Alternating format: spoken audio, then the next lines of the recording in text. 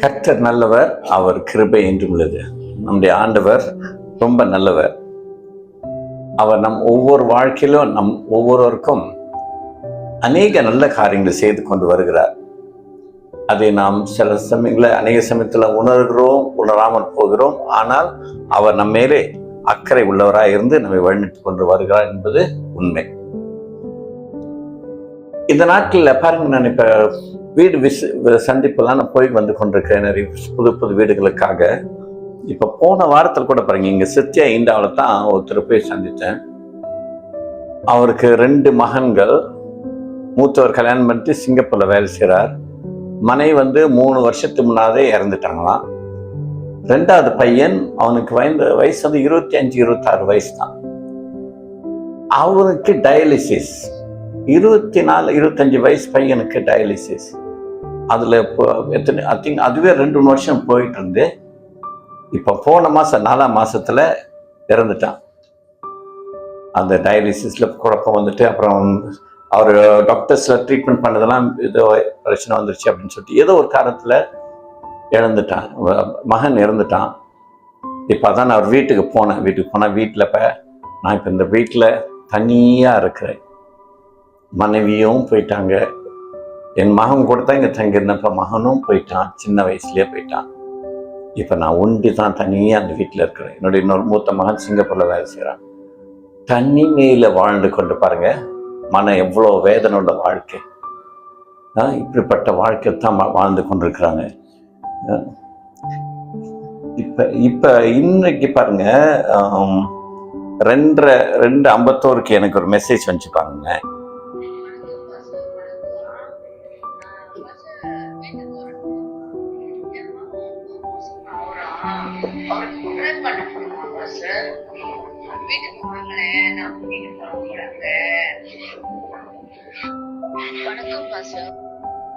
இவங்க யார் எவருன்னு எனக்கு தெரியாது, நான் இன்னும் பார்க்கல.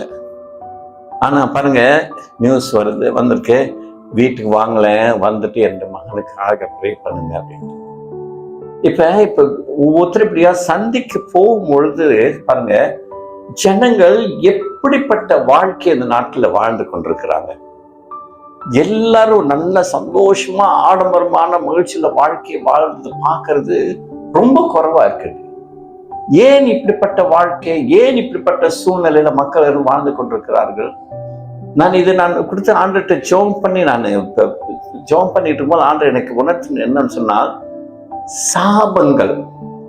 மக்கள் எல்லாரும் சாபத்தினால பிடிக்கப்பட்டதுனால தான் இப்படிப்பட்ட ஒரு சூழ்நிலையில வாழ்ந்து கொண்டிருக்கிறாங்க. அந்த சாபத்துல இருந்து எப்படி விடுதலை ஆகுறது, என்ன பண்றதுன்னு அவங்களுக்கு தெரியல. அதனால சாபத்தின் பிடியில இருக்கிறாங்க. ஒருவேளை ஆண்டவர் சித்தம் அடுத்த வாரத்துல இந்த சாபங்களை குறித்து நான் உங்களோட பகிர்ந்து கொள்ள விரும்புகிறேன். சாபங்கள் என்றால் என்ன, எப்படி இந்த சாபங்கள் வருகிறது, அதுல இருந்து நமக்கு எப்படி விடுதலை பெற்றுக் கொள்கிறது என்பதை குறித்து நாம் அடுத்த வாரத்தில் நாம் பார்க்கலாம். சரி, இந்த நாள்ல தேவன் நமக்கு கொடுத்த வசனத்தின் பிரகாரம் நான் ஒவ்வொரு நாளும் தேவனுடைய செய்தியை நான் ஆயத்தம் பண்ணதற்கு ஆண்டோட சமத்துல காத்திருப்பேன். அவர் எனக்கு என்ன சொல்கிறாரோ அதைத்தான் நான் உங்களோட மத்தியில் நான் பகிர்ந்து கொள்கிறேன். ஆகிய பேசுகிற ஒவ்வொரு வார்த்தையும் உங்களுக்கு நிச்சயமாக ரொம்ப பிரயோஜனமா இருக்கும் என்று நான் விசுவாசிக்கிறேன், நம்புகிறேன். சரி, இன்றைக்கு தேவனுடைய வார்த்தை, தேவனுடைய செய்திக்கு ஆதாரமாக நான் எடுத்துக்கொண்டது 1 பேதுரு 5ஆம் அதிகாரம் 6ஆம் வசனம். 1 Peter chapter 5 verse 6. 1 பேதுரு 5ஆம் அதிகாரம் 6ஆம் வசனம் நான் வாசிக்கிறேன், கேளுங்க. 6ஆம் வசனம் 7ஆம் வசனத்தை வாசிக்கலாம். ஆகையால் ஏற்ற காலத்திலே தேவன் உங்களை உயர்த்தும்படிக்கு அவருடைய பலத்த கைக்குள் அடங்கி இருங்கள். அடுத்த வசனம், அவர் உங்களை விசாரிக்கிறவர் ஆனபடியால் உங்கள் கவலைகளை எல்லாம் அவர் மேல் வைத்து விடுங்கள். இந்த வசனத்தை வாசிக்கிறத நான் கேட்கும் பொழுது உங்களுக்கு எப்படி இருப்பாருங்க. ஆகையால் ஏற்ற காலத்திலே தேவன் உங்களை உயர்த்தும்படிக்கு அவருடைய பலத்த கைக்குள் அடங்கியிருங்கள். 2வது வசனம் பாருங்க, அது முதல் இதுக்கும் 2வதுக்கும் சம்பந்தம் இல்லாம இருக்குது. அவர் உங்களை விசாரிக்கிறவர் அப்படின்னா, உங்க மேல அக்கறை உள்ளவரா இருக்க அப்படின்னாலே, உங்களை பற்றி அவர் கரிசனை உள்ளவரா இருக்க அப்படின்னாலே, உங்கள் கவலைகளை எல்லாம் அவர் மேல் வைத்து விடுங்கள் என்று இந்த வசனத்திலே பேதுருவானவர் சொல்கிறார். பேதுரு யார் என்று சொன்னால், இயேசு கிறிஸ்துவோடு கூட இருந்து அவர் சீஷராய் இருந்து ஊழியம் செய்தவர், முதலாவது தேவனால் தெரிந்து கொள்ளப்பட்ட ஒரு சீஷர். அவர் எழுதுகிறார் பாருங்க அந்த வசனத்துல. இன்றைக்கு நான் உங்களோட பகிர்ந்து கொள்ள வேண்டிய காரியம் என்னவென்று சொன்னா, 6ஆம் வசனத்துல 3 காரியங்கள் நம்முடைய வாழ்க்கையிலே நம்மை உயர்த்துகிறது, நம்மை மேன்மைப்படுத்துகிறது, நம்மை ஆசீர்வதிக்கிறது நம்முடைய தேவன். அதை முதலாவது விசுவாசிக்க வேண்டும், நம்ப வேண்டும். அதுதான் உண்மை. நம்ம பூமியிலே தேவன் படைத்து பூமியில வைத்திருக்கிறார். தேவன் அவர் நம்மை படைத்து பூமியில வைத்தவர். அவர் நாம் எப்படிப்பட்ட வாழ்க்கையை வாழ வேண்டும் என்று விரும்புகிறார் என்று சொன்னால், நான் எப்பொழுதும் உங்கள்கிட்ட சொல்லுகிறது உண்டு, ஏதேன் தோட்டத்தின் வாழ்க்கை அப்படி என்று சொன்னால், ஒரு ஆசீர்வதிக்கப்பட்ட செழிப்புள்ள குறைவில்லாத மகிழ்ச்சி உள்ள ஒரு வாழ்க்கை. அப்படிப்பட்ட வாழ்க்கை நாம் வாழ வேண்டும் என்பதுதான் தேவனுடைய திட்டம். அப்படிப்பட்ட திட்டத்தோடு தான் தேவன் ஆதாம் ஏவாளையும் படுத்தி அங்கே ஏதேன் தோட்டத்தில் வைத்தார். அப்ப இன்றைக்கு நம்முடைய பூமிக்குரிய வாழ்க்கையிலே நாம் எந்த நிலையில இருக்கிறோம், எந்த நிலையில இருக்க வேண்டும், எப்படி இருக்க வேண்டும் என்பதை நிர்ணயிக்கிறது நம்முடைய தேவன், நம்முடைய ஆண்டவர். It is God who determines our life on earth, how it should be. Should it be prosperous? Should it be a blessed life? Or how it should be? தேவன் தான் நம்முடைய வாழ்க்கையை அவர் நிர்ணயித்து நம்ம பூமியில வைத்திருக்கிறார். அப்ப இன்றைக்கு நம்ம பூமியில வாழ்கிற வாழ்க்கையை எப்படிப்பட்ட வாழ்க்கையா வாழ்ந்துகிட்டு இருக்கிறோம்? குறைவுள்ள வாழ்க்கையா அல்லது நிறைவான உள்ள வாழ்க்கையா? எப்படிப்பட்ட வாழ்க்கையில வாழ்ந்திருக்கிறோம்? இந்த வசனத்துல பாருங்க, பேதுரு சொல்கிறார் 3 காரியங்கள். ஏற்ற காலம். In English it says due time. Therefore humble yourselves under the mighty hand of God, that he may exalt you in due time, casting all your care upon him, for he cares for you. ஏற்ற காலம் number 1. ஒன்று. 2வது, அந்த ஏற்ற காலத்துல தேவன் என்ன செய்ய நினைக்கிறாரா? உயர்த்தும்படிக்கு, நம்மை மேன்மைப்படுத்தும்படிக்கு, டு எக்ஸால்ட் அஸ், நம்மை ஆசீர்வதிக்கும்படியாக, குறைவில்லாத நிறைவான இடத்துல வந்து இருக்கக்கூடியாக ஏற்ற காலத்துல நம்ம உயர்த்தும்படிக்கு நம்ம என்ன செய்யணும்? அவருடைய பலத்த கைக்குள் அடங்கி இருக்கணுமா? தமிழ்ல வந்துட்டு அடங்கி இருங்கள் என்று சொல்லப்பட்டிருக்கு. இங்கிலீஷ்ல வந்துட்டு humble யோர்செல்ஃப்.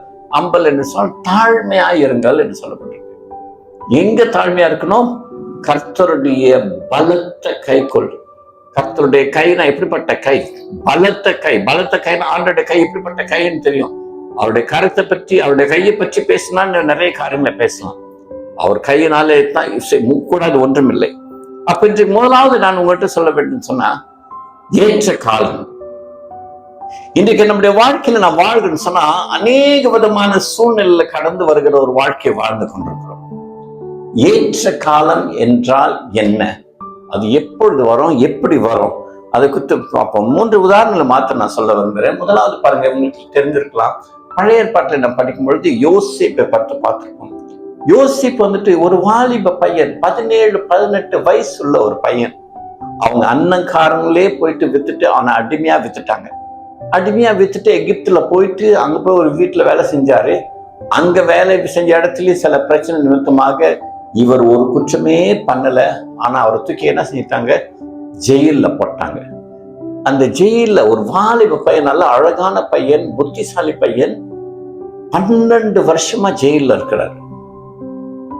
12 long years, a young boy of 18 years old was put into the prison for 12 long years. 12 வருஷமாக அங்க ஜெயில இருக்கார். கொஞ்சம் யோசித்து பார்ப்போமே, ஒரு சின்ன வாலிப பையன் பாருங்க, ஒரு குற்றமும் செய்யாதவன் இன்னைக்கு வந்து ஜெயில இருக்கிறான். அவனுக்கு யாருமே கிடையாது. ஏன்னா அப்பாவுக்கு தெரியாம அண்ணங்காரங்க வந்து ஒரு கானான் தேசம், இஸ்ரேல் தேசத்துல இருந்து எகிப்து தேசத்துல கொண்டு வந்து வித்துட்டாங்க. தேசத்தை விட்டு தேசம் மாறி வந்துட்டாரு. அந்த காலத்துல பாஸ்போர்ட் எல்லாம் ஒண்ணும் தேவையில்லை. அதனால தேசத்தை விட்டு மாறி வந்துட்டாரு. யாருக்குமே தெரியாது. ஐ மீன் யாருக்குமே சொன்னா அப்பாவுக்கு அண்ணன் யாருக்குமே தெரியாது இப்ப யோசேப்பு எங்கதான் இருக்காருன்ட்டு. ஒற்றுமை இல்லாத ஒரு அனாதையாக இப்ப யோசேப்பு இருக்கிறார். அது இப்ப எங்க இருக்கிறாரு? ஜெயிலுக்குள்ள இருக்கிறார். அந்த சூழ்நிலை நம்ம கொஞ்சம் யோசித்து பார்க்கும் பொழுது திக்கற்ற ஒரு சூழ்நிலை, யாருடைய உதவியும் இல்லாத ஒரு சூழ்நிலை, எல்லாராலும் கைவிடப்பட்ட ஒரு சூழ்நிலை. அது அப்படிப்பட்ட சூழ்நிலை வெளியேறினா கூட பரவாயில்ல, சுயாதீனமே இல்லாமல் ஜெயிலுக்குள்ள ஒரு கட்டப்பட்ட சூழ்நிலை. கட்டப்பட்ட கை கால் கட்டி வச்சிருக்க மாட்டாங்க, ஆனா சோறுக்குள்ளதான் போக முடியும். ஒரு சுயாதீனமே இல்லை. ஒரு வாலிப பையன், 18 வயசு பையன் பாருங்க, வளர்ந்து வர்ற நல்ல அருமையான வயசுல ஜெயிலுக்குள்ள இருக்கிறான். இந்த சூழ்நிலையில பாருங்க, அவருடைய யோசேப்புடைய அப்பா யாக்கோபு, அவர் தேவனை நேரா பார்த்தவர், தேவன் ஆசீர்வாதத்தை பெற்றவர், தரிசனம் பார்த்தவர், தேவன் கூட போராடி ஜெயித்து இப்படி அநேக ஆசீர்வாதங்களை பெற்றவர். நான் நினைக்கிறது பைபிள்ல சொல்லப்படல, ஆனா நிச்சயமா அப்படிதான் இருந்திருக்கும். அந்த தகப்பன் யோசேப்புக்கு ஆண்டவரை பற்றி நிறைய சொல்லி கொடுத்திருப்பார். ஆண்டவர் எப்படிப்பட்டவர், என்ன செய்யணும், எப்படி வணங்கணும், என்னென்ன செய்யணும் எல்லாம் கற்றுக் கொடுத்து வந்ததுனால பாருங்க, யோசேப்பு சிறைச்சாலையில இருந்தா கூட அவர் என்ன செஞ்சாராம்? ஆண்டவரோடு கூட ஆண்டவர் மேல முழு நம்பிக்கை வைத்திருந்தார். வசனத்துல சொல்லப்பட்டிருக்கிறது, கர்த்தர் யோசேப்போடே இருந்தார் என்று. கர்த்தர் யோசேப்போடு இருந்த பின்னாலே யோசேப்பு நிச்சயமாக அவர் ஜெயில சந்தோஷமா இருந்திருக்க முடியாது. ஆடி பாட்டி குடிச்சு கூட இருக்கிறவங்களோட எப்படி இருந்தாலும் நமக்கு தெரியாது. பட் இருந்தாலும் சந்தோஷமா இருந்திருக்க முடியாது. பட் இருந்தாலும் கர்த்தரோடு கூட கர்த்தருக்கு பயந்து இருந்தார் என்று வேதத்தில் வாசிக்கிறோம். 12 வருஷமாக வழி இல்லாமல் பொறுமையோடு யோசேப்பு காத்திருந்தார் என்று பார்க்கிறோம். அந்த 12 வருஷம் முடிஞ்ச பிறகு அவருக்கு சரியா 30 வயசு ஆகுது. ஆண்களுக்கு 30ல 40 வயசு வரைக்கும் தான் சரியான ஒரு ஆணுடைய வயசு. அந்த சமயத்துல தான் அவர்களுடைய முழு திறமை ஆரம்பிக்கும். முழு திறமையா ஒரு ஆணாக a man becomes achieves his adulthood to be a man, fully grown man at the age of 30 until 40. 30ல 40 வயசு வரைக்கும் தான் அவங்களுக்கு சரியான ஒரு பக்குவம் உள்ள வயசு. அந்த 30 வயசு வர வரைக்கும் ஆண்டவர் காத்திருந்தாருன்னு சொல்லலாம். இந்த வசனத்துல பாருங்க, காத்திருங்க, ஆண்டருடைய பலத்து கைக்குள் காத்திருங்கன்னு சொன்ன பொழுது யோசேப்பு என்ன பண்றது? அவர் வேற வழி இல்லாம காத்திருந்தார் ஆண்டவருக்குள்ள. 30 வயசு ஆன பிறகு என்ன செய்தாராம்? ஆதியாகமம் 41 அதிகாரம் 41 வசனம். Genesis chapter 41 verse 41. அந்த வசனத்துல தேவன் என்ன செய்தார் பாருங்க. 12 வருஷமா ஜெயில இருந்த ஒரு வாலிப பையனை, ஜெயில இருந்தவனை கடைசியில் ஆண்டவர் என்ன சொல்றாரு பாருங்க. 41 வசனத்துல, பின்னும் பார்வோன் யோசேப்பை நோக்கி, பார், எகிப்து தேசம் முழுமைக்கும் உன்னை அதிகாரியாக்கினேன் என்று சொல்லி, ஒரு வாலிப பையன். கொஞ்சம் யோசித்து பார்த்தா எனக்கே கற்பனை செய்து கூட பார்க்க முடியல. 18 வயசுல ஜெயிலுக்கு போன ஒரு வாலிப பையன் யூனிவர்சிட்டி எல்லாம் போய் எப்படி படிச்சிருக்க முடியும், படிச்சாரா எப்படின்னு கூட தெரியாது. இப்ப 30 வயசு ஆயிட்ட நல்ல ஒரு வாலிப பையனா இருக்கிறான். இந்த சமயத்துல ஆண்டவர் பாருங்க, அதை உங்களுக்கு எல்லாம் அந்த சம்பவம்லாம் உங்களுக்கு தெரியும். சொப்பனம் பார்வோனுக்கு சொப்பனம் வந்தது. சொப்பனத்தெல்லாம் விலைக்கு சொன்ன பிறகு இப்பொழுது பார்வோன் என்ன செய்தார்? அந்த வாலிப பையன் அவ்வளவு பொறுமையாக ஜெயில இருந்தாலும் ஆண்டவரோடு கூட காத்துட்டு அப்படின்னால இன்னைக்கு ஒரு தேசத்துக்கு, எகிப்து தேசத்துக்கே ஒரு பிரைம் மினிஸ்டர் லெவலுக்கு ஆண்டவர் உயர்த்தினார். இது நிச்சயமாக ஆண்டவர் செய்ததுன்னு பார்க்கிறோம். பிரைம் மினிஸ்டர் லெவலுக்கு உயர்த்தினார். அப்ப நம்ம முதல்ல வாசித்த வசனம் பாருங்க, ஏற்ற காலத்திலே கர்த்தர் நம்மை உயர்த்தணும்னு சொன்னாக்க நம்ம என்ன செய்யணுமா? கர்த்தருக்குள் தாழ்மையாய் காத்திருக்க வேண்டும். We need to humble ourselves and wait until the due time, the appointed time of God, for God to exalt us. நம்ம உயர்த்த முடியாக்க காத்திருக்க வேண்டும். விளங்குதெல்லாம் இந்த உதாரணம். அப்ப நம்மளாம் அந்த மாதிரி யோசேப்பு போன்ற ஒரு சூழ்நிலைக்கு நம்ம கடந்து செல்லலை.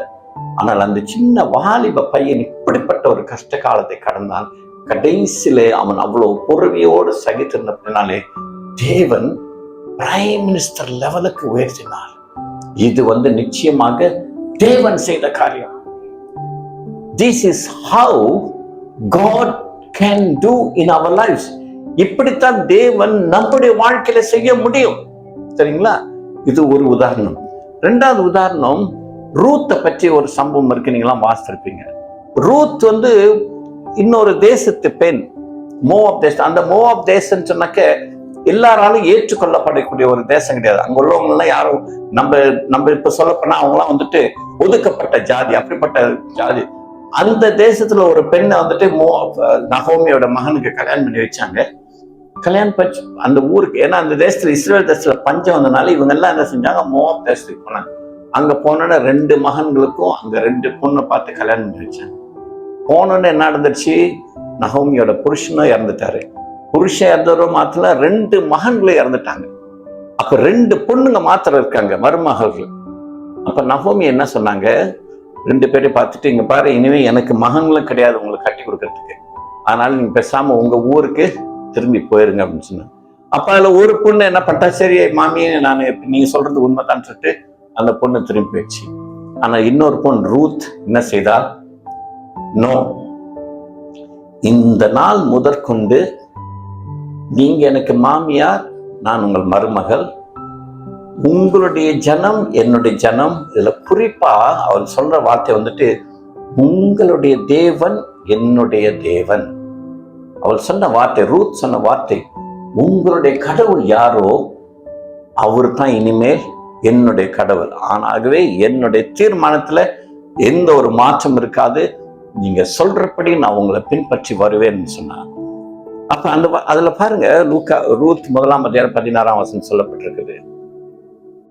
இந்த வார்த்தையை ஆண்டவர் கேட்டார், கண்டிப்பா கேட்டிருப்பார், உங்களுடைய தேவன் என்னுடைய தேவன். அப்படின்னா அந்த சமயத்துல ரூத் இன்னொரு தேசத்து பெண். ஆண்டவர் பற்றி தெரிஞ்சிருந்ததோ தெரியாதோ நமக்கு தெரியாது. ஆனால் மாமியார் சொன்ன பிரகாரம் மாமியாருடைய தேவன் தான் இனி என்னுடைய தேவன் என்று சொல்லி முழு மனதோடு அவள் ஏற்றுக்கொண்டாள். தேவனை முழு மனமை ஏற்றுக்கொண்டு உன்னுடைய தேவன் என்னுடைய தேவன், அப்படிப்பட்ட ஒரு வார்த்தை சொல்றதுன்றது பெரிய வார்த்தை.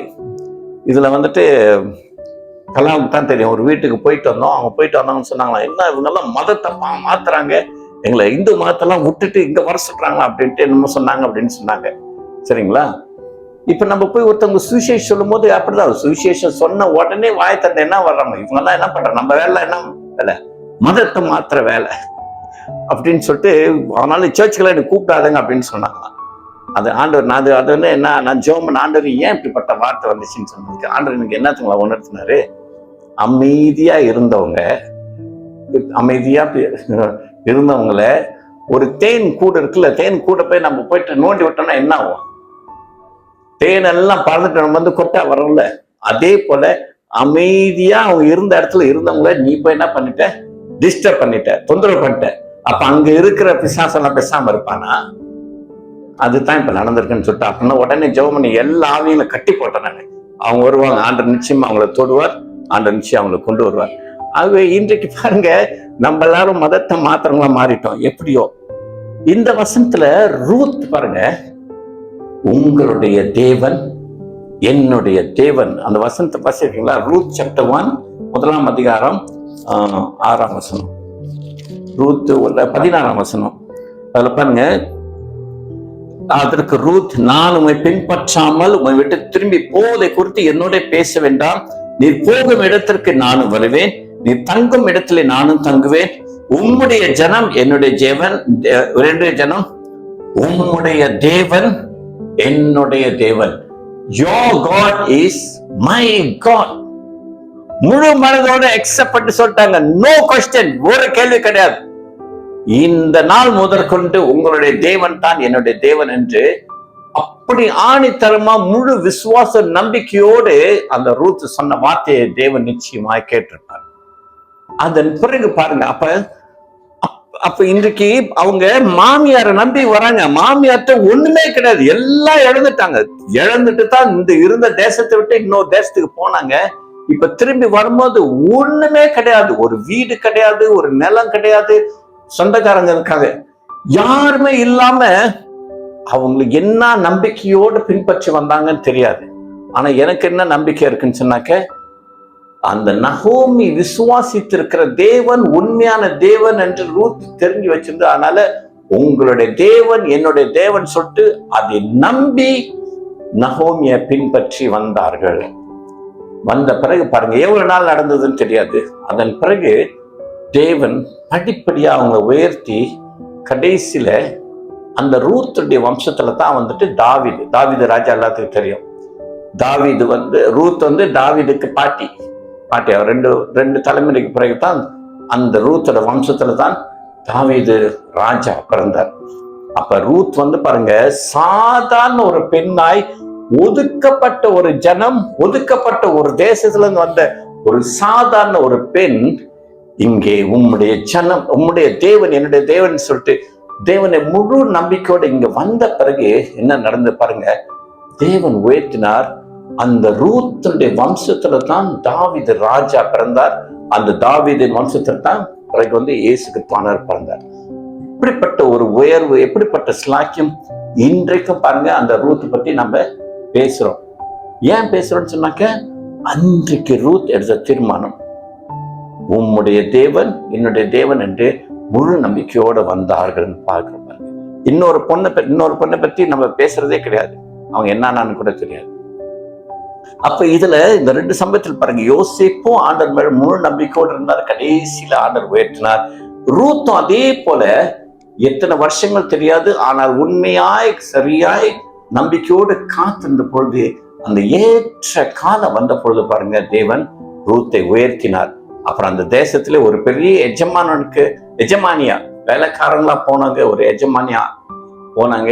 அவங்களோட வம்சத்துல இயேசு கிறிஸ்து பிறக்கும் அளவுக்கு தேவன் ரூத்தை உயர்த்தினான்னு பார்க்கணும். இது எப்படிப்பட்ட ஒரு ஸ்லாக்கியம் பார்த்தீங்களா? இந்த மாதிரி எல்லாருக்கும் கிடைக்காது. அப்ப கர்த்தருக்கென்று அவருக்கு நம்ம பொறுமையாய் தாழ்மையாய் முழு விசுவாசம் நம்பி காத்திருக்கும் பொழுது ஏற்ற காலத்துல கர்த்தர் உயர்த்துவார். இன்னும் ஒரு உதாரணம் சுருக்கமா சொல்லுகிறேன். யோபு எல்லாருக்கும் தெரியும். யோபும் அதே மாதிரிதான் பாருங்க, பெரிய சீமான், பெரிய பணக்கார். அந்த தேசத்திலே அந்த சமயத்துல யோபுவோட பணக்காரே கிடையாது. அப்படிப்பட்ட பணக்காரா இருந்தாரு. ஒரே நாள்ல பாருங்க என்ன, உங்க எல்லாருக்கும் சம்பவம் தெரியும். சாத்தான் சோதிக்கணும்னு நினைச்சதுனால ஒரே நாள்ல 10 பிள்ளைகள், தெரியுங்களா? 7 பையன்கள் 3 பொம்பளை பிள்ளைங்க. ஒரே நாள்ல 10 பிள்ளைங்களும் இறந்துட்டாங்க. எந்த பிள்ளைங்களும் கல்யாணம் பண்ணல, எல்லாம் வாலிப பிள்ளைங்க. ஒரே நாள்ல பிள்ளைகளாம் போச்சு. அப்புறம் ஆடு மாடு 7000 ஆடுகள் 500 கழுது, இப்படி எல்லாமே கம்ப்ளீட்டா அழிஞ்சு போச்சு ஒரே நாள்ல. இது எப்படிப்பட்ட பயங்கரமான சூழ்நிலை! அப்ப அந்த சூழ்நிலை அதோட அழிந்ததோடு மாத்திரமல்ல, யோபுடைய சரீரம் என்னாச்சு, சரீரம் உச்சம் தளர்ந்த கால் வரைக்கும் முழுவதும் சூரிய சரங்கு ரொம்ப பட்டு மோசமான நிலைக்கு அவர் வந்துட்டார். அந்த சமயத்துல மனைவி பாருங்க என்ன சொல்றாங்க, இப்படி இவ்வளவு கஷ்டத்தை நீ பட்டுக்கிட்டு இருந்தோம், இன்னும் ஆண்டவர் சொல்லிட்டு இருக்கிற, ஆண்டவரை தூஷிச்சு போய் செத்து போ அப்படின்னு சொல்றாங்க. அதுலயே பாருங்க, அதை யோசித்தேன் நான். சரி, பொதுவாக இப்ப கஷ்டப்படுறப்ப பேசாம செத்து போனீங்கன்னா நிம்மதியா இருப்பீங்க அப்படின்னு சொல்றதுட்டு ஆண்டவரை தூஷித்துட்டு செத்து போ அப்படின்ட்டு மனைவி சொன்னாங்களாம். அப்ப ஆண்டவர் யோபு என்ன சொல்றாரு பாருங்க, கர்த்தரிடத்திலிருந்து ஆசீர்வாதத்தை பெற்றோம், கர்த்தர் கொடுத்தார், கர்த்தர் எடுத்தார், கர்த்தர் நாமத்துக்கு ஸ்தோத்திரம் சொன்னாரு. யோபு 13ஆம் அதிகாரம் 15ஆம் வசனத்துல என்ன சொல்லப்பட்டிருக்கு, நீங்க என்ன கொன்று போட்டாலும், நீங்க என்ன சாவடிச்சாலும் நான் என்ன செய்வேன், தொடர்ந்து நான் உண்மையே நம்பிக்கொண்டிருப்பேன் சொல்ல அந்த வசனத்தை வாசிப்போம். யோபு 13ஆம் அதிகாரம் 15ஆம் வசனம். Job chapter 13 verse 15. அவர் என்னை கொன்று போட்டாலும் அவர் மேல் நம்பிக்கையாயிருப்பேன், ஆனாலும் என் வழிகளை அவருக்கு முன்பாக ரூபகாரம் பண்ணுவேன். அவர் என்னை கொன்று போட்டாலும் சரி, நான் தொடர்ந்து அவர் மேல நம்பிக்கையா இருப்பேன்ட்டு யோபு சொல்றார். அந்த மாதிரி ஒரு வார்த்தை, ஒரு நம்பிக்கை உள்ள வார்த்தை வர்றதுன்றது அவ்வளவு சுலபம் இல்லை. இன்னைக்கு நம்ம கொஞ்சம் கஷ்டப்பட்ட உடனே நம்ம பேச மாட்டோம், பொதுவா ஜனங்கள் பேச மாட்டோம். இந்த கடவுளுக்கு கண் இல்லையா, காது இல்லையா, நான் இவ்வளவு கஷ்டப்படுறேனே, எங்க அந்த கடவுள், உண்மையிலே கடவுள் இருக்கான்ட்டு நிறைய கேள்வி நாம் கேட்கிறோம் இந்த கொஞ்சம் கஷ்டத்துல. ஆனா யோபுவை பாருங்க, he lost everything. சரீரம் கூட முழுவதுமா கெட்டு போச்சு. எல்லாம் கெட்டு போய் எல்லாம் இழந்து போனாலும் இன்னைக்கு மனைவி கூட விட்டுட்டாங்க, அவரை சப்போர்ட் பண்ணல. அவர் எப்படித்தான் இருந்தாருன்னு சொல்ல முடியாது, தெரியல நமக்கே. பட் அந்த சூழ்நிலை பாருங்க, அவர் சொல்ற வார்த்தை, அவர் என்னை கொன்று போட்டாலும் சரி, தொடர்ந்து நான் அவர் மேல நம்பிக்கையா இருப்பேன். அப்படிப்பட்ட ஒரு சூழ்நிலை இந்த ஒரு வார்த்தை சொல்றது சுலபம் நினைக்கிறீங்களா? சொல்ல முடியுமா? நம்மளால சொல்ல நம்ம நல்லா இருக்குதுன்னு சொல்லும் போதே, ஆண்டவரே நான் முழு மனசோடு நம்புறேன்னு சொல்றது நமக்கு கஷ்டமா இருக்கு. இப்படிப்பட்ட சூழ்நிலை சொல்றது உண்மையில ரொம்ப கஷ்டமான காரியம், முடியாத காரியம் கூட சொல்லலாம். ஆனால் அந்த சூழ்நிலையில பாருங்க, யோபு என்ன செய்தாராம்? அவர் உண்மை உள்ளவராய், விசுவாசம் உள்ளவராய், ஆண்டவரை முழு நம்பிக்கை வைத்திருந்தார். உங்க மேல நான் நம்பிக்கையாய் இருப்பேன் என்று சொன்னார். அப்படி சொன்னதுனால என்ன நடந்துச்சு அப்புறம்? அதன் பிறகு பாருங்களேன், எவ்வளவு நாள் அந்த கஷ்டங்களை அனுபவிச்சாருன்னு தெரியல. அது முடிஞ்ச பிறகு ஆண்டவர் என்ன செய்தார்? எல்லாவற்றையும் மறுபடியுமாக 2 மடங்கு கொடுத்தாருன்னு சொல்லப்படுறது. 2 மடங்கு அவருக்கு ஆயுசு நாட்டிலேயே நீடிக்க பண்ணி, பிள்ளைகள் மறுபடியும் அவருக்கு 10 பிள்ளைகள் கொடுத்து, அந்த பொம்பளை பிள்ளைங்க, அந்த பிள்ளைங்களை போல அழகான பிள்ளைகள் அந்த சமயத்துல உலகத்திலே இல்லையா, அப்படிப்பட்ட அழகான பெண் பிள்ளைகளை கர்த்தர் கொடுத்தார். அப்புறம் ஐஸ்வர்யங்கள் எல்லாம் டபுளா 7000 ஒட்டகம் இருந்ததுல 14,000 ஒட்டகம் டபுளா ஆண்டவர் கொடுத்தார். எப்பொழுது கொடுத்தார்? இவர் உண்மையாய் ஆண்டவர் மேல விசுவாசம் வைத்து பொறுமையோடு காத்திருந்த பொழுது ஆண்டவர் அந்த ஏற்ற காலம் வந்த பிறகு என்ன செய்தார்? மறுபடியுமாய் உயர்த்தினார். விளங்குதுங்களா? சோ இதுல தான் பாருங்க, யோசேப்பு பொறுமையாய் ஆண்டவருக்குள் காத்திருந்தார். ரூத்தும் அது போல பொறுமையாய் காத்திருந்து மாமியார் சொல்ற காத்து நடந்தாங்க. யோபும் அதே போல பாருங்க, பொறுமையாய் நம்பிக்கையோடு காத்திருந்தார். இந்த 3 சமயத்துல ஆண்டவர் என்ன செய்தார்? அவர்களை உயர்த்தினார் என்று பார்க்கிறோம். அதே போல இயேசு கிறிஸ்துவை பார்க்கும்பொழுது, இயேசு கிறிஸ்து யார்? அவர் நம்முடைய ஆண்டவர். அவரே என்ன செய்தாரு? பூமியில மனுஷனா நமக்காக பூமிக்கு வந்தார். பூமிக்கு வந்துட்டு அவர் பட்ட பாடுகள், மனுஷனாய் பண்ணாலும் ஒரு ரொம்ப கஷ்டப்பட்டாருன்னு சொல்லக்கூடாது. 30 வயசு வரைக்கும் பாருங்க, அதே 30 வயசு, ஏன்னு சொன்னா ஒரு ஆணுக்கு வந்து சரியான வயது 30 வயசு வரைக்கும் பெற்றோரோடு கூட இருந்தார்.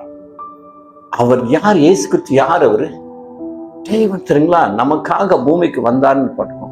அப்படிப்பட்ட பூமிக்கு வந்து அதன் பிறகு 3 வருஷங்கள் ஊழியம் செய்து, அதன் பிறகு சிலுவையில அடிக்கப்பட்டு எவ்வளவு பாடுகள் பட்டார்ன்னு நம்ம எல்லாருக்கும் தெரியும், கேள்வி பார்ப்பார். பேஷன் ஆஃப் கிரைஸ்ட் அந்த படத்துல பார்த்துருக்கோம், நம்ம பயத்துல வாசிக்கிறோம். கொடுமையான சித்திரவதைகள், கஷ்டங்களை அவர் நமக்காக அனுபவித்தார். இதுல முக்கியமான காரியம் என்னன்னு சொன்னாக்க பாருங்க, பிலிப்பியன்ஸ் 2ஆம் அதிகாரம் 8ஆம் வசனம் 9ஆம் வசனம். பிலிப்பியர் 2ஆம் அதிகாரம் 8, பிலிப்பியன்ஸ் சாப்டர் 2 verse 8 and 9. பிலிப்பியர் 2:8-9. நம்முடைய கர்த்தர் இயேசு கிறிஸ்து பாருங்க, அவர் மனுஷ ரூபமாய் காணப்பட்டு மரண பரியந்தம், அதாவது சிலுவையின் மரண பரிந்தமும் கீழ்ப்படிந்தவராகி தம்மை தாமே தாழ்த்தினார்.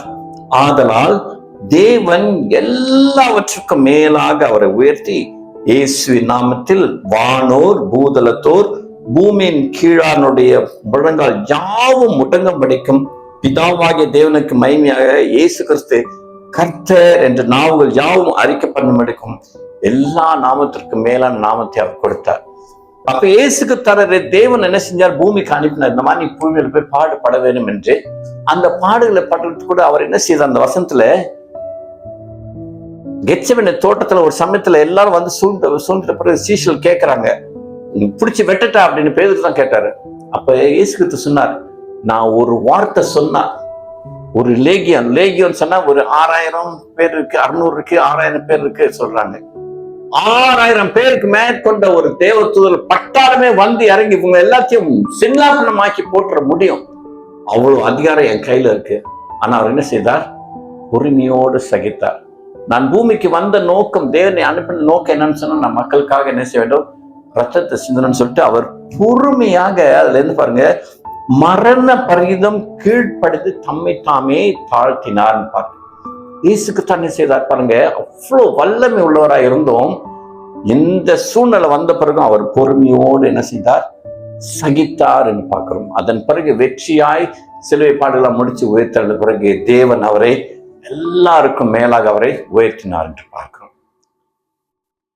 ஆகிய அருமையான தேவனுடைய பிள்ளைகள், இது நம்ம 3 உதாரணங்கள் தான் சொல்ல. நானே இன்றைக்கு நம்முடைய வாழ்க்கையில, நம் ஒவ்வொருடைய வாழ்க்கையிலும் நாம் எப்படிப்பட்ட வாழ்க்கையை வாழ்ந்து கொண்டிருக்கோம், எப்படிப்பட்ட சூழ்நிலை கடந்து வந்திருக்கோம் நமக்கு தான் தெரியும். ஆனால் இந்த சூழ்நிலை எல்லாவற்றிலும் நாம் என்ன செய்யணும் அப்படின்னு சொன்னாக்க, ஆண்டவருக்கு விரோதமாய் நம்முடைய வாயை திறக்காதபடிக்கு நாம் உண்மையும் உத்தமமாய் முழு விசுவாசத்தோடு ஜீவிக்கணும். நான் என்னுடைய சொந்த சாட்சியை நான் சொல்லிருந்தேன். நான் பேங்க்ல இருந்து வேலை செஞ்ச சமயத்துல நல்ல பதவி, நல்ல உயர்வு, நல்ல மதிப்பு, அப்படிப்பட்ட நல்ல ஒரு சூழ்நிலை தான் வாழ்ந்து கொண்டேன். எல்லாரும் மத்தியில் நல்ல ஒரு மதிப்புள்ள வாழ்க்கையை தான் வாழ்ந்து கொண்டேன், ஆசீர்வாதம் உள்ள வாழ்க்கை. அதன் பிறகு எவ்வளவு மேல இருந்து அவ்வளவு அடி மட்டத்துக்கு கீழே வந்துட்டேன். கீழே வந்த பிறகு ஜெசிகா சின்ன பால் குடிக்கிற பிள்ளைக்கு பால் குடிக்கிறதுக்கு, பால் வாங்கி கொடுக்க கூட என்கிட்ட காசு இல்லாத சூழ்நிலைக்கு வந்துட்டேன், அடிமட்டத்துக்கு வந்துட்டேன். அப்ப அந்த சமயத்துல ஆண்டவர் நோக்கி நான் புலம்பினேன், ஆண்டவரே, பிள்ளைக்கு பால் வாங்கி கொடுக்க கூடாத ஒரு சூழ்நிலைக்கு நான் வந்துட்டேன், ஏன் எனக்கு இப்படிப்பட்ட ஒரு சூழ்நிலை அப்படின்னு சொல்லிட்டு ஆண்டவர் தான் புலம்பினேன். ஆனால் நான் யோசித்து பார்க்கும்பொழுது அந்த சமயங்கள்லாம் நான் பொறுமையோடு காத்திருந்தேன். ஆண்டவருக்கு ஊழியம் செய்வதுன்னு தொடர்ந்து ஊழியம் செய்து கொண்டு தான் வந்தேன். கடைசியில் அந்த சமயத்துல அதன் பிறகு ஆண்டவர் படிப்படியாக உயர்த்தினார். சாப்பாட்டுக்கு இல்லாத ஒரு சூழ்நிலைக்கு என்னை கொண்டு வந்துட்டீங்களே, அனுபவிச்சிட்டீங்களேன்னு சொல்லிட்டு ஆண்டவர்கிட்ட புலம்பி ஆழுது. இன்றைக்கு பாருங்க, அப்புறம் அந்த சமயத்துல ஒருத்தர் சொன்ன வார்த்தை, அவருக்கு முன்ன நான் உதவி செஞ்சேன்னா, அப்புறம் அதன் பிறகு அவர் பிசினஸ் பண்ணாக்க எனக்கு பிசினஸ் ஏதாவது கொடுங்க அப்படின்ட்டு பார்க்க போனேன். அவர் என்ன தருங்களா வார்த்தை சொன்னாரு, சின்ன ஒரு பரதேசி மாதிரி வரான் அப்படின்னு சொன்னார். எப்படிப்பட்ட வார்த்தை அது! ஒரு காலத்துல நான் மேல இருந்துட்டு இன்னைக்கு என்னை பார்த்துட்டாரு, ஒரு பரதேசி போல வரான் அப்படின்ட்டு அப்படிப்பட்ட வார்த்தை சொன்னாரு. இன்னைக்கு அதே மனுஷன் என்னை பார்த்தா வாங்க பாஸ்ன்னு சொல்லிட்டு ஐ ரியலி ரெஸ்பெக்ட் யூ அப்படின்ட்டு இன்னைக்கு என்ன சொல்றாரு, தலை குஞ்சு பேர் மதிப்பு மரியாதை போச்சு. யார் நம்மை தரக்குறைவா பேசினார்களோ அவர்கள் மத்தியில் தேவன் என்ன செய்தார், உயர்த்தர். நான் என்னை பற்றி தான் சொல்றேன், என்ன இன்னைக்கு உயர்த்தி இருக்கிறார் தெரியுங்களா. அன்னைக்கு சாப்பாடு இல்லையே ஆண்டவரேன்ட்டு நான் ஆண்டுகிட்ட புலம்புல. இன்றைக்கு அவங்களை கேட்டு பாருங்க, கிச்சன்ல சமைச்சு எவ்வளவு நாள் ஆச்சுன்னு கேட்டு பாருங்க, அடுப்பே பத்த வைக்க மாட்டாங்க. வீட்டுல சமைக்கிறதே ரொம்ப குறைவு, ஆனால் சாப்பாடு குறைவில்லாமல் ஆண்டவர் எனக்கு கொடுத்துட்டு வர்றாரு. விளங்குதலா நான் சொல்றது? அப்படிப்பட்ட சூழ்நிலை இருந்து நான் கர்த்தருக்குள்ள பொறுமையோடு நான் சகிச்சு வந்தனால இன்றைக்கு நான் என்னுடைய சொந்த சாட்சி தான் சொல்றேன், இன்றைக்கு தேவன் என்னை எந்த அளவுக்கு உயர்த்தி இருக்கிறார். ஆகவே கர்த்தர் மேல முழு நம்பிக்கையோடு விசுவாசத்தோடு நாம் பொறுமையாய் அவருடைய கரத்திற்குள் நாம் காத்திருக்கும் பொழுது ஏற்ற காலத்துல கர்த்தர் உயர்த்துவாராம்.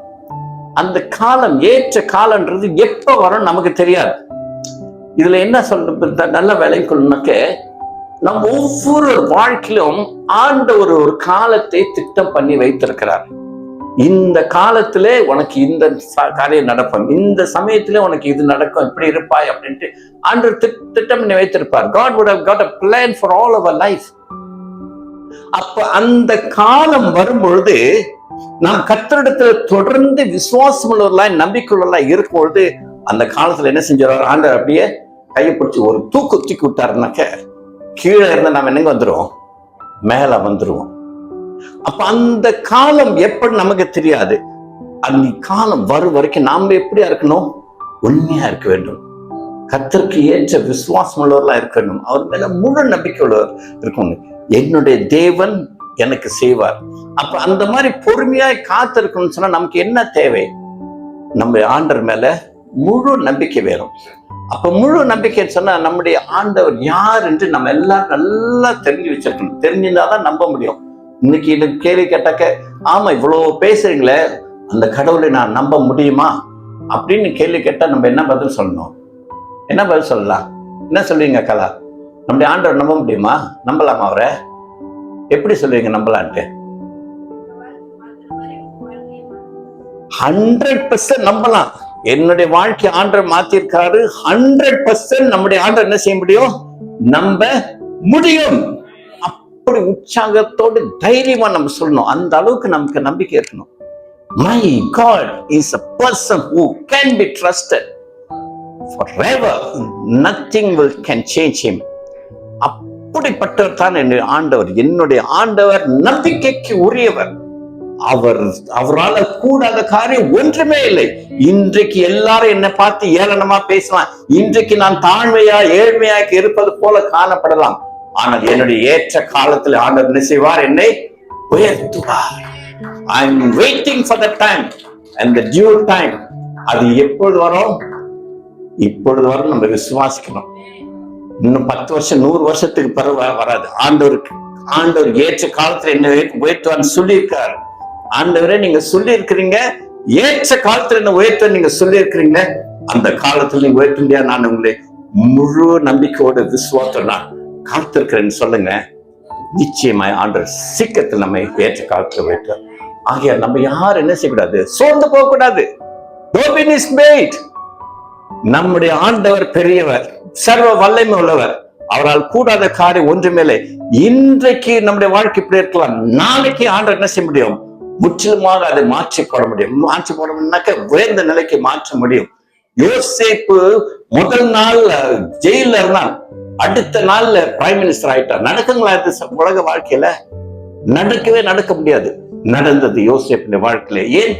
அவன் தேவனுக்கு பிரியமா உண்மையா இருந்த அப்படின்னா. அதே போல தேவன் நம்மை ஏற்ற காலத்தில் உயர்த்துவார். அந்த ஏற்ற காலம் எப்பொழுது அதிக நாளா இருக்கும் என்று தெரியாது. கலாவுடைய வீட்டுல அருமையான வசனம் போட்டிருக்காங்க. இன்றே இப்பொழுது தேவன் உங்கள் வாழ்க்கையில ஒரு புதிய காரியத்தை செய்திருக்கிறார். இன்றே இப்பொழுதே அதை பெற்றுக் கொள்வீர்கள். அது எவ்வளவு பெரிய வார்த்தை தெரியுங்களா? தேவனுடைய வார்த்தை வல்லமை உள்ளது, ஜீவன் உள்ளது. அப்ப இன்றைக்கே அதை நான் பெற்றுக்கொள்வேன் என்ற அந்த நம்பிக்கையோடு நாம் இருக்கும்பொழுது தேவன் நிச்சயமா நம்ம என்ன செய்வார்? உயர்த்துவார். ஆகையால் அருமையான தேவனுடைய பிள்ளைகளே, நீங்கள் என்ன சூழ்நிலை இருக்கிறீங்க? சோர்ந்து போகாதீங்க. கஷ்டத்துல இருக்கிறீங்களா? சோர்ந்து போகாதீங்க. ஒண்ணுமே இல்லை ஆண்டவரே நினைக்கிறீங்களா? சோர்ந்து போகாதீங்க. வீடு இல்லாம இருக்க நினைக்கிறீங்களா? சோர்ந்து போகாதீங்க. திருமண வாழ்க்கை இல்ல நினைக்கிறீங்களா? சோர்ந்து போகாதீங்க. ஏற்ற காலத்துல கர்த்தர் என்ன செய்வார்? நம்மை உணர்த்துவார். அவர் நம்மை ஒருபோதும் மறந்து போவதே கிடையாது. அவர் நம்ம எப்பொழுதும் ஜேக்கப்பா யாரியா நீ? நான் உன்னை பார்த்ததே இல்லையே, எப்ப நான் உன்னை பார்த்தேன், எங்க உன்னை பார்த்தேன்ட்டு பார்த்து சொல்றவர் கிடையாது நம்முடைய ஆண்டவர். நம்ம பேர் சொல்றதுக்கு முன்னாலே, அதான் அவர் வசனத்துல சங்கீதத்துல இருக்கு, கருவில உருவாகிறதுக்கு முன்னமே அவருக்கு நம்ம தெரியுமா? ஏன்னா நம்ம அங்கிருந்து அவர் தான் அனுப்புறாரு. ஆக நம்முடைய வாழ்க்கை கத்துடைய காத்துல இருக்கு. சந்தோஷமா இருக்குங்களா கேட்கறதுக்கு? நம்முடைய ஆண்டவர் பெரியவர், அவர் சர்வ வல்லமையுள்ளவர், நம்மை உயர்த்துவார். ஆகிய இப்படிப்பட்ட நல்ல தேவன் தான் நம்முடைய ஆண்டவர். இந்த வசனங்கள் பாருங்க, வாசிக்கும் பொழுது எனக்கு ரொம்ப சந்தோஷமா இருந்துச்சு. அதை நான் உணர்ந்து பார்க்கும்பொழுது ஆண்டவர் என்ன உயர்த்திருக்கான்னு எஸ் என்னுடைய சாட்சி நீங்க கேட்கணும். ஒரு நாளைக்கு நான் இன்னொரு நாளைக்கு சொல்றேன். நான் என்னுடைய வாழ்க்கை தேவன் எவ்வளவு காரியங்களை செய்திருக்காரு. நான் மேல இருந்து கீழே தரமட்டம் வரைக்கும் போயிட்டு, ஆனால் படிப்படியா இன்னைக்கு தேவன் என்னை எந்த அளவுக்கு உயர்த்திருக்கிறான்ட்டு பார்க்கும்பொழுது, நான் யோசித்து பார்க்கும்பொழுது, ஒரு நாளும் தேவன் என்னை கைவிடவே இல்லை. எப்படிப்பட்ட சூழ்நிலை வந்தாலும் அந்த சூழ்நிலையில, கஷ்டமான சூழ்நிலை, அந்த சூழ்நிலை கர்த்தர் என்னை நடத்தி கொண்டு வந்து கடைசியில இன்றைக்கு வைத்திருக்கிறார். நான் சேவிக்கிற அதே தேவனை தான் நம்ம எல்லாரும் சேவிக்கிறோம். அவர் எனக்கு அந்த மாதிரி செய்ய முடியும்னு சொன்னா உங்களுக்கு செய்ய மாட்டாரா? நிச்சயமாக செய்வார். God will certainly do everything that you need. உங்களுடைய வாழ்க்கையில உங்களுக்கு என்னென்ன தேவைகள் இருக்கோ அவைகள் எல்லாவற்றையும் தேவன் ஏற்ற காலத்திலே உங்களுடைய வாழ்க்கையில செய்து அதை முடிப்பார். தேவன் செய்வது கவலைக்கான காரியம் அல்ல. கர்த்தருடைய ஆசீர்வாதமே ஐஸ்வர்யத்தை தரும், அதனோட வேதனை கூட்ட மாட்டார். அப்படின்னு சொன்னா தேவன் நம்ம ஆசீர்வதிக்கும் போது அது நமக்கு சந்தோஷம், மகிழ்ச்சி தான் கொடுக்கும். அதுல கஷ்டம் இருக்காது, துன்பம் இருக்காது, வேதனை இருக்காது. அது கர்த்தரை நாம் முழு நம்பிக்கையோடு நம்புவோம். கர்த்தர் நம்மை ஏற்ற காலத்திலே உயர்த்துவார், ஆசீர்வதிப்பார், மேன்மைப்படுத்துவார். நம்ம எல்லாரும் எழுந்திருந்து பாடலை பாடுவோம்.